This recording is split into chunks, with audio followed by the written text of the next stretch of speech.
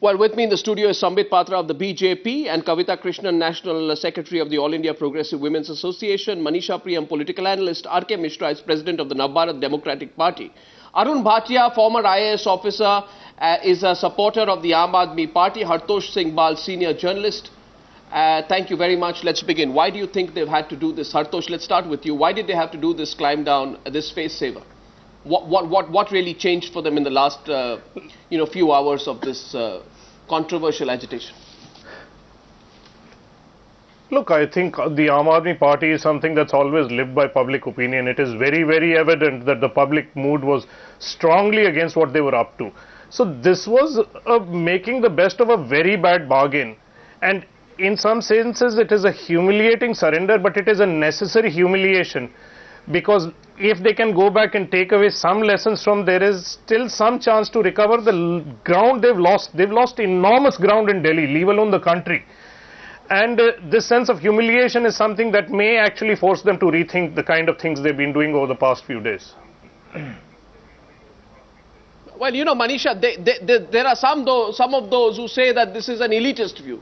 Anyone who criticizes the Aam Aadmi Party, by the way, and their methods is now turned into an elitist. They say this is an elitist view. They say the people, those who are not elitist will support this form of anarchy. Therefore, they say that even if it hurts our perception, even if people don't like it, are being anarchists, doing this brinkmanship of politics, the people who will actually vote for us will appreciate this. Manisha, your take on that? And I'll just take you back. A similar type of critique of politics was ushered in under the Jan Morcha by Mr. Lalu Prasad Yadav in Bihar, and his MP Ramcharan Yadav, chun chun ke marenge statement by Bharti. Ramcharan Yadav actually entered the portals of the Secretariat and lashed one thappad on a very promising IAS officer. So is this the kind of politics that is called anti-elitist? Is this people's politics? I'm appalled to see this. And Arnab, I'll ask you for one more argument to be placed here, that if Delhi government were indeed to be transferred to Arvind Kejriwal, and tomorrow one more agenda item of this manifesto is left, and will he again go on hunger strike in the Central Hall and exhort his own police, which will be under him, to do what then? If the police were, by any chance of imagination, under him when he went on this hunger strike, because he thinks it's the bounden duty of the government and party collapsed, and is this what he thinks is to be done? Will he go on referendum now and ask? He was the person who said, referendum say, he took his oath saying, I don't popular know. opinion pata chal jata I don't know. हमको sense मिल जाएगा. I don't. क्या sense मिला? I don't know, but no, I don't know. But the question is, had he already overplayed his cards? Did he realize that he had overplayed his cards? Let's get Arun Bhatia in. Arun Bhatia, my question to you is, did he realize he overplayed his cards? Did he realize that he was alienating a vast section of his support base? Did he call off his agitation at the right time, or has too much damage already been done? Will he be able to extract any mileage out of this? And most importantly, Mr. Bhatia, there are a lot of people who believe that enough is enough. We don't want anarchy. We want governance. People who supported the Aam Aadmi Party felt it was an alternative form of governance. They did not want to vote for an alternative form of anarchy. Has he alienated that group of people here with the potential consequences of this form of politics? So just three small points. First of all, nobody knows what's going to happen in a dharna. So I'm sure that he didn't know that this is what's going to happen, it's going to go wrong and innocent people will get beaten up. Certainly not. Number two, Section 144 violation. I'm not saying it's the right thing. Of course he knew there's a large police deployment out there. He said, no, Mr. Bhatia, he was aware of the consequences. Sambit Patra, he was aware of the consequences. He said, I don't care if there is a constitutional crisis.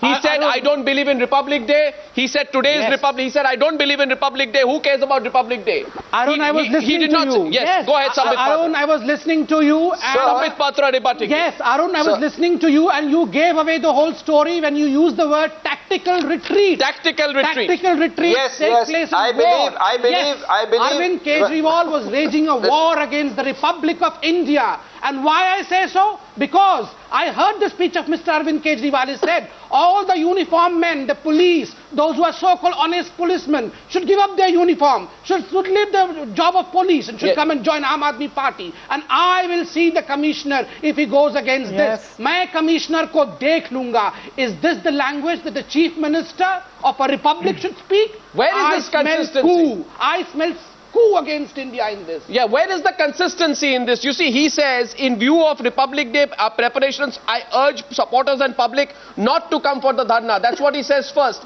And then he says, no, Mr. Bhatia, listen to this. Then he says, if any constitutional crisis takes place because of Republic Day, the central government will be responsible. He changes his tack. He goes ahead with this brinkmanship.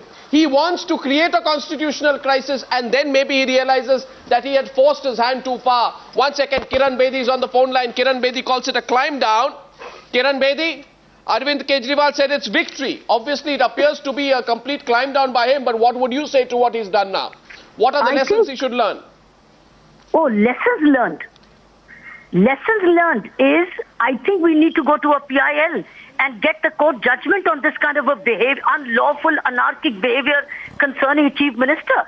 Because the political governance is too weak to take action against if you become anarchic chief minister. I've noticed that there is no willpower, there is no political will to deal with this kind of anarchy. In fact, to get your way through, you need to be this kind of anarchical person. I think it's a big lesson learned, very negative. I think there is no case registered against somebody who was inciting the police, who was totally challenging the government, and who was calling upon people to come and violate the law. Miss Bedi, the concern is, please stay on the line, Miss Bedi, by the way. The concern is I'll come to you, Arun Bhatia. You move from one issue to the next. I am asking tonight that Arvind Kejriwal each time changes the goalpost. He keeps changing his line. First he tells people don't come. Then he tells people come. Then he says don't come for the dharna. Then he says if there's a constitutional crisis, I don't care. Look at the language which he uses. His political leaders say they feel like spitting on the faces of leaders like Arun Jaitley. It's the kind of language, the nature of the discourse and the method which is used, which has come under scrutiny. Kavita Krishnan, why did he climb down in your view? I'd like to say something here. I'm not of the, I'd like to place my criticism here. I'm not of the opinion that by definition any agitational measure by a chief minister is wrong or anarchic or whatever. My criticism is of the basic dishonesty that has laid at the heart of this particular agitation. And I think that is the reason why people have not responded the way that they did last year, for instance, when there was a genuine agitation against rape on the streets of Delhi. Now the thing here is, for instance, let me cite one small thing here. Concerns of the people. The contract workers, contract teachers have been on dharna outside the secretariat for a week. Contract workers in several other Delhi government sectors have been agitating. They went today to the Rail Bhavan to meet the chief minister, and they were roughed up by Aam Aadmi Party members. We are told that they were roughed up, and that they were told that police reform is the agenda now. Now what police reform has been achieved? The Delhi police is still not under the Delhi government. That was something we would have supported. And we would have asked that true police reform should mean make the police accountable to the constitution, to the values of democratic rights, and not to the diktats of mobs or ministers. That's the whole point of police reform, right? And yet what has the net result has been that the cop who stood up to a neta, who said that I will not act in a racist manner, who protected African women when the minister on record, and this is something, how can the Aam Aadmi Party deny?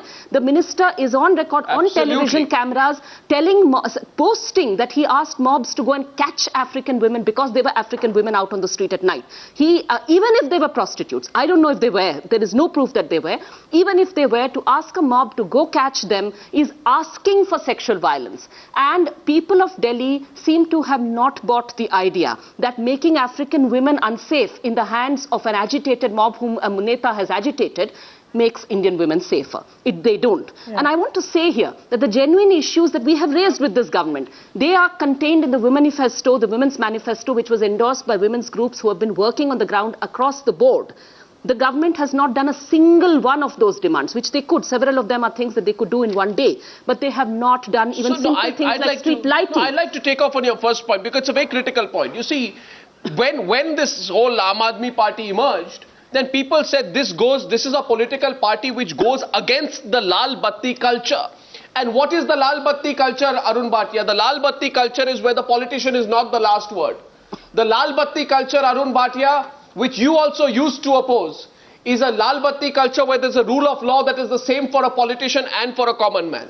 The Lal Batti culture, ending the Lal Batti culture meant a politician cannot go and say, I am a minister, I am right, and if a policeman tries to disagree with me, I will have him publicly punished. Now you tell me this, Arun Bhatia. You have been serving in the government yourself as an IAS officer. What do we learn from this? That if you disagree with a mantri from the Aam Aadmi Party, right, heaven and earth will be moved by Arvind Kejriwal to ensure that you are punished. That's the only takeaway that we have from this, because Delhi police has not come under the control of the Delhi government. The only thing which has happened is that Somnath Bharti's ego has been assuaged, and Arvind Kejriwal's ego battle, on that, he has won a little bit by making that policeman go on leave for 3 days. He's not got anything for the people of Delhi. It's just the same old political, behavior. If a policeman does his job, even if a policeman, as Kavita Krishnan says, opposes sexual violence against a woman, the policeman will be punished and the politician will get away. Isn't that the point you're making there, Kavita? That's exactly the point I'm making. And I'm trying to say here that, look, the concerns, for instance, of drug peddling or local people might have a problem with so many things which they see as vice. Okay. My point is that how come only those are a concern? I'm not saying those are not a concern, but I'm saying that surely the concern which activists on the ground have talked about organized racist politics that has been building up, jahan par netas have been chamkawing their politics in Khirki Gaon against the Africans over there. Only the mantri one. How come that's not a concern for the government? Kavita, just adding to this. Look, we had something called an outrage, a diplomatic row when the Devyani Khobragade case took place in America. The similar thing has taken place by virtue of none other than law minister of the capital of this country. How can we see these things in a different light? I believe when a diplomatic row of this instance blows out of proportion, anyone who is responsible should be punished. Why the law minister has not stepped down? Did you? No, did you? And I questioned Sanjay Jha there. I'm coming to you, R.K. Misra. I questioned Sanjay Jha. The whole belief is that you offered him this little bit of a face saver. You gave in to 25% of his demands, and the whole buzz is that senior Congress leaders were working actively in touch with the Aam Aadmi Party leaders to offer them a little bit of a face saver so this matter ends. So the Aam Aadmi Party, whatever damage has been done to the Aam Aadmi Party stops here, because the Congress needs to continue to use the Aam Aadmi Party politically. The breakup of the Congress with the Aam Aadmi Party, I believe, has been planned by both of you to be closer to the general elections. So you did not, one second. You realize, Sanjay, and I'll tell you why. You realize the public mood is going too much against the Aam Aadmi Party and you gave them the face saver. Why else did you offer them a face saver? Come on. Is it true or not that Congress leaders were in touch with Aam Aadmi Party leaders through the Lieutenant Governor's office? Yes? Let me answer your question, Arnab. We have what exactly is going on between the Congress and the AAP? They are running away from it. No, let me answer. We have supported them from the outside to run the government. They are running away from it. Now that's their, if they are so paranoid or scared of, discharging their responsibility, that's their internal problem. No. Please come clean on this. Come clean on this, Sanjay Jha. They always take some kind of comfort. Just 1 minute. They keep saying political inexperience, but I want to make a difference here. Political inexperience is one thing, political immaturity is another. I think what you're seeing is more of the latter. Which Mr. Kejriwal escaped the dharna today only is to save the face of the proponent of escape velocity. Politically immature, Rahul Gandhi. major party. Look, can I answer? I'm coming to it. Can I answer that question? Why, Mr. Arnab, let me answer that question. How Mr. Rahul Gandhi was Let me answer the 3 question. days ago, we had a high decibel drama of Rahul Gandhi in one of their plenary sessions. Thereafter, we had the visionary presentation by none other than the Prime Minister aspirant of BJP, Mr. Narendra Modi. And then look at the timing when the AAP drama starts. The AAP drama along with the Congress starts exactly then. And look, the escape velocity. This is very important. My question is, let's get everybody in. The person who's not spoken is R.K. Misra. who's president of the Navbharat Democratic Party. No, one second.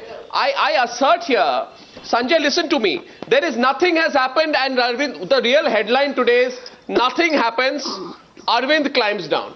Now, I'll tell you why nothing happens. Because the judicial inquiry was always on the cards. Arun Bhatia, the judicial inquiry was always and always and always perennially on the cards. Right? The Chief Minister today suddenly seems to take the word of the Lieutenant Governor on the judicial inquiry and calls off it fast. The judicial inquiry was always on the cards. Today, Arvind Kejriwal has an infinite amount of faith in the Lieutenant Governor. Why? No, why?